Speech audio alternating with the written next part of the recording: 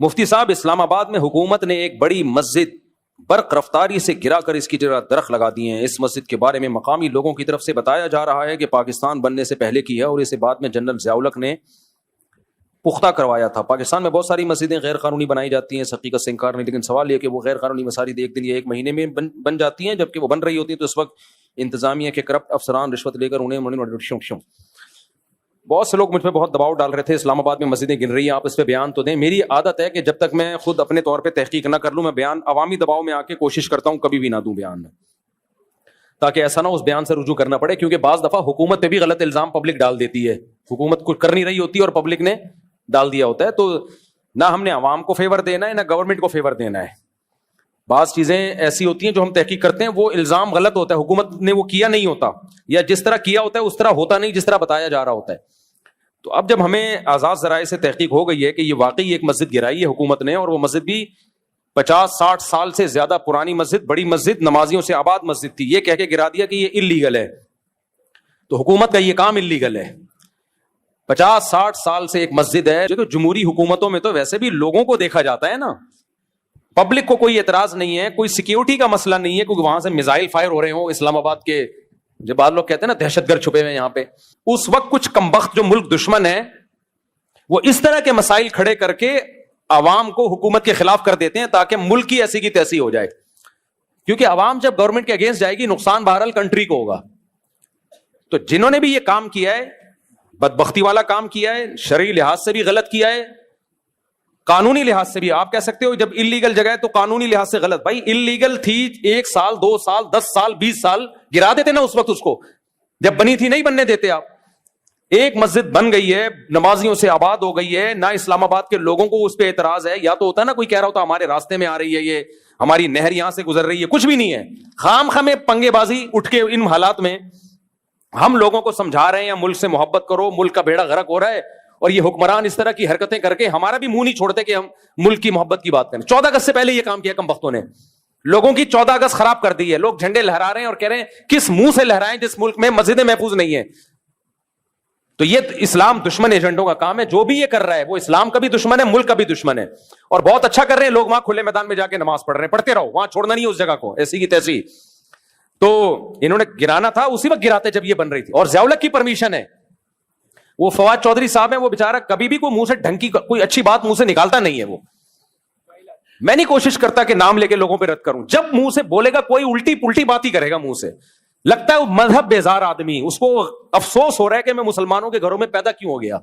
یار تم یورپ دفع ہو جاؤ، ننگے وہاں جا کے جو ننگی عورتیں چڑیاں پہن کے گھومتی ہیں رہو، تم ان میں لائف کو انجوائے کرو. تمہیں ہم جیسے دقیانوسوں میں رہنے کا شوق کیوں ہے؟ پاکستان کو کہہ رہے پاکستان کو دبئی بنا دو. کمبخت تو چلا جانا، دبئی تیرے پڑوس میں ہے نا، چلا جا.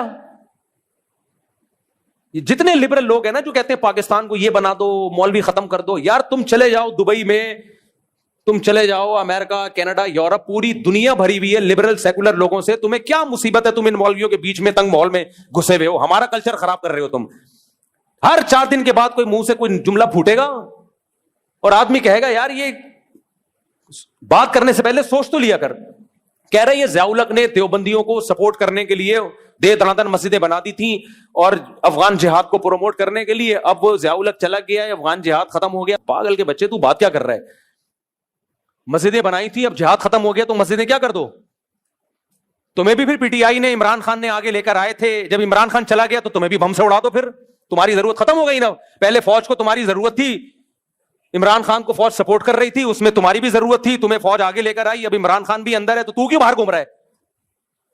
پاگل آدمی عجیب باتیں کرتا ہے یار. کچھ منہ سے میں نے کتنا فیور کیا تھا ان کمبختوں کو، پوری دنیا سے دشمنی لے کے میں نے ان لوگوں کو فیور کیا تھا، لیکن کچھ لوگ اس قابل ہی نہیں ہے کہ ان کو فیور کیا جائے. وہ کہتے ہیں ہم اس قابل.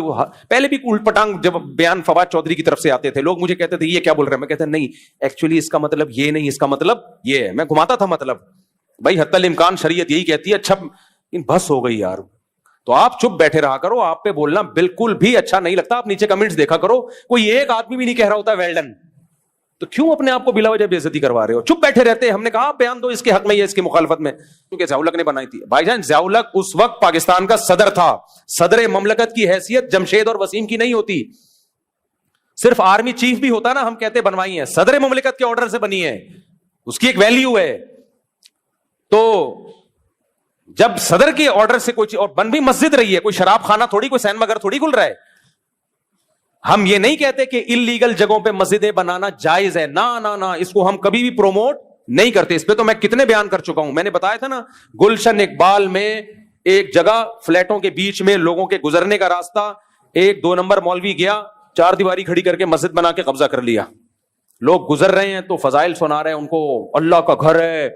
لوگ اعتراض کر رہے ہیں نا, کیوں بنا رہے ہو بھائی, ہمارا راستہ ہے, تمہیں اللہ کے گھر سے شرم نہیں آتی, اللہ کے گھر کے گرانے کی بات کرتے ہو. یہ وہ مولوی ہے جو قرآن کی آیتوں کا غلط استعمال کر رہا ہے.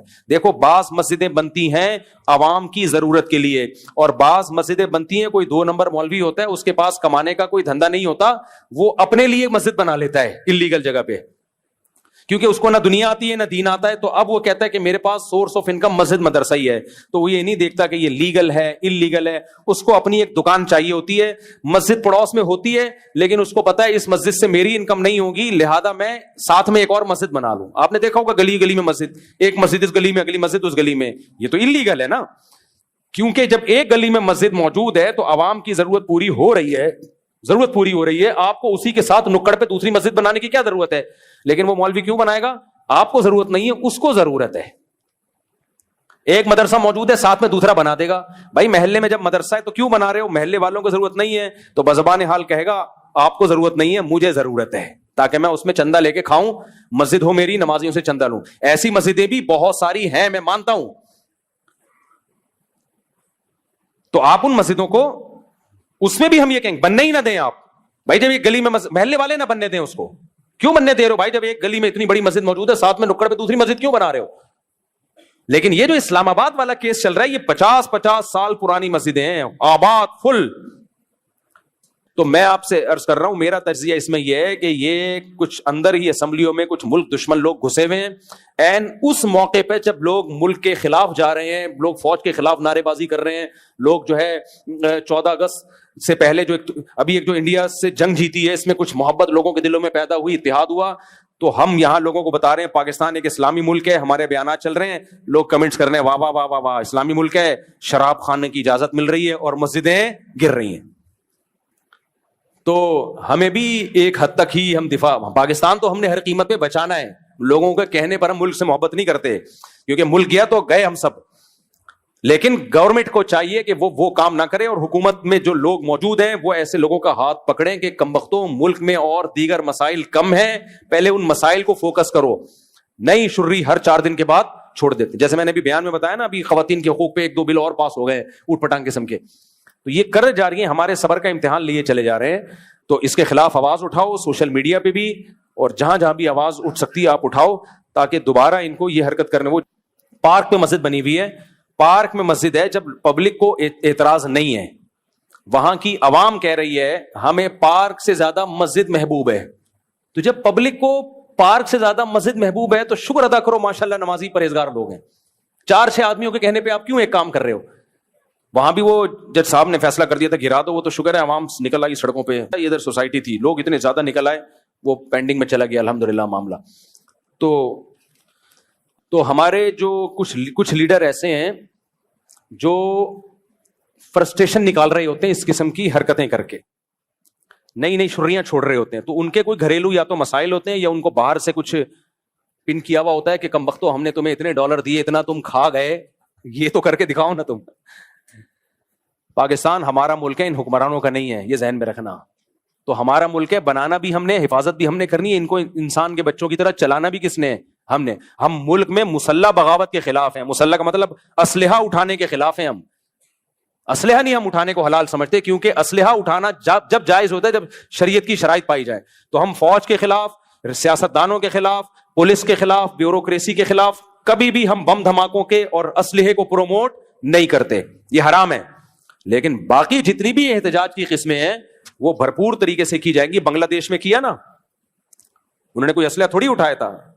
میں تو وزٹ کر کے آیا بنگلہ دیش کا, وہاں کی حکومت نے کیا گند مچایا ہوا تھا, تو وہ پوری عوام نے الٹ دیا تختہ, بھاگ گئی, پتلی گلی سے بھاگ گئی. تو ان حکمرانوں کو چاہیے کہ ایسے کام مت کریں جو اسلام کے خلاف اور پبلک کی چاہتوں کے خلاف ہوں. الحمدللہ ابھی بھی ہمارے ملک میں میجورٹی مذہب سے محبت کرتی ہے. فواد چودھری جیسے لوگ تو چاہ رہے ہیں کہ محبت نہ کریں, اس کو دبئی بنا دیا جائے. تو بجائے اس کے کہ فواد چودھری کے لیے ہم پاکستان کو دبئی بنائیں, فواد چودھری کو ہم کہاں بھیج دیں گے؟ دبئی. آپ کہیں کہ آپ حکومت سے ہمارا مطالبہ ہے ٹکٹ کٹا کے ان کو فوراً دبئی بھیجا جائے. آنے جانے کا آنے کا تو ہے ہی نہیں نا, جانے کا کرایہ میں دوں گا, آنے کا نہیں, آنا نہیں ہے. تو آپ وہیں دبئی میں رہیں, وہاں آپ چٹیاں بنیان دیکھیں, خوش رہیں, لائف کو کیا کریں آپ, انجوائے. ہم دقیانوس ہی ٹھیک ہیں, مولوی تنگ نظری ٹھیک ہے, یہ پاکستان فنڈامنٹلسٹ تنگ نظروں کا ہی رہنے دو, جس میں غیرت, شرم اور حمیت, مذہب سے محبت. ایسے دیسی ہی ہم یہاں الحمدللہ لائف کو, جو دیسی ہوں گے اس ملک میں آ جائیں گے. تم جیسے ماڈرن, تو آپ ان سے کہیں کہ حضرت جی آپ دبئی تشریف, انہوں نے کہا ہے کبھی کچھ دن پہلے بیان میں نا کہ دبئی جیسا ہو جائے, بالکل دبئی جیسا انگلش ماحول. جب تک مولوی ہیں وہ ہو نہیں سکتا. اور مولوی کیا, بہت سے صرف مولویوں کے علاوہ بھی ہماری فوج میں, بیوروکریسی میں, وکیلوں میں اچھے مذہب سے محبت کرنے والے لوگ موجود ہیں.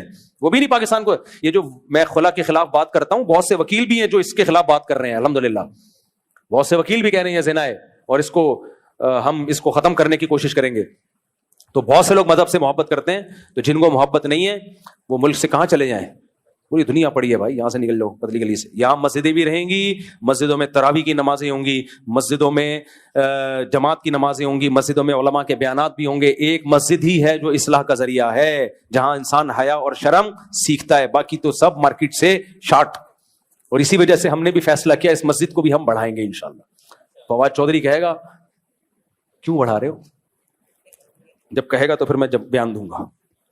اس لیے کہ نمازی بڑھ رہے ہیں. لوگ کہتے ہیں مسجدوں میں نمازی ہیں نہیں, مسجدیں بڑھ رہی ہیں, نمازیوں کے حساب سے چھوٹی پڑ رہی ہیں. کبھی آ کے دیکھو پتہ چلے گا. رمضانوں میں دیکھو